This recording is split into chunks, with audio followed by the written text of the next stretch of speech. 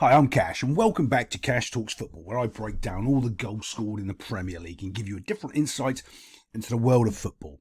Using my over 20 plus years of coaching experience, I actually try to explain to you what's going on in the field and not what I think is going on, like the Muppets on TV do. So right here in this goal, we're going to talk about actually passing the ball around the back, and the purpose of it is to create space forward, right? So that's what you really want to try to do. You're trying to bring the other team towards you, because obviously that's where the ball is, so you've got space in behind. Right, and Brighton here are absolutely awful. Let's just go move the clip on so I can actually show you the line that I'm talking. Here we go. This is what I really want to talk about before the goal goes in. Now, to be fair, when I first saw this goal, I thought that one of the other strikers had knocked it on and he'd gone and scored. It hadn't. Pretty much, it just bounced all the way through. Did come off the hand of the Brighton defender a little bit, but yeah, no harm, no foul, because obviously the ball's going through, so the guy's not offside. But what I'm talking about here is about team shape and structure. You cannot have a high line like this with no pressure on the ball. Okay, because all this guy's going to do is put the ball into the space and have somebody run on and smash it into the net box, which is exactly what they do.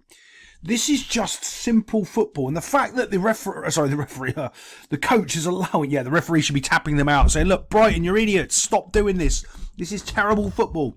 The fact that they're doing this, I don't care if it's the last game of the season. I don't care that you're supposed to be, but you're supposed to do all the right things. There is no pressure on the ball here whatsoever, so you cannot play this high line.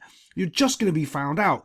And the purpose of passing the ball around the back is to create this opportunity, right? Man United don't even need to create this opportunity because Brighton have given it to them.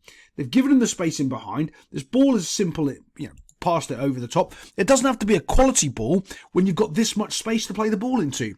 Normally, they'd be dropping off and taking up the space away, but they're just not. And there's no pressure on the ball. Overall, it's awful. And the ball goes between them easily, bounces on. Doesn't really mean a good first touch. To be fair, doesn't really need one because there's so much space from Brighton playing up so high. Guys claiming for offside, just play football. Claim for offside after the goal's gone in or anything else has happened, but during the game is being played and you're claiming for offside. I cannot stand that. That's why you're bad at football. Ball's gone in and now you're asking your mum and dad, the referee and the linesman, to help you out from being bad at football.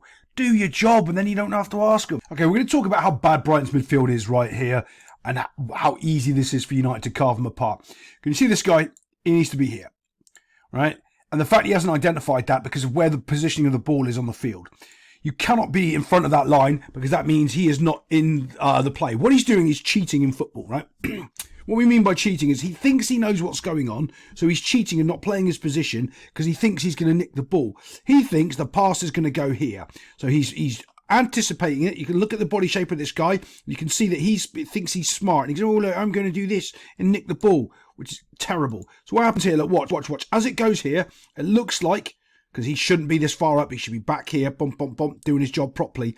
But because of this insistence of playing high pressure or trying to understand about passing out the back, and I'm telling you now, the coaches don't know it. They don't understand it. And they don't understand the reasons for doing it and the reasons what ends up happening to your midfield if it all goes incorrectly, which is happening here.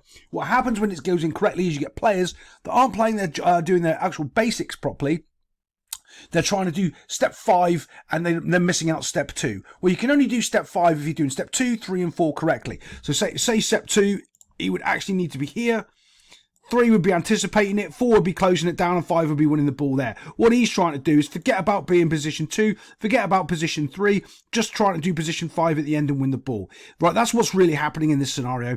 And you can see it right here from this guy's body movement when I move it forward, that he thinks he's been too clever. Watch what he does.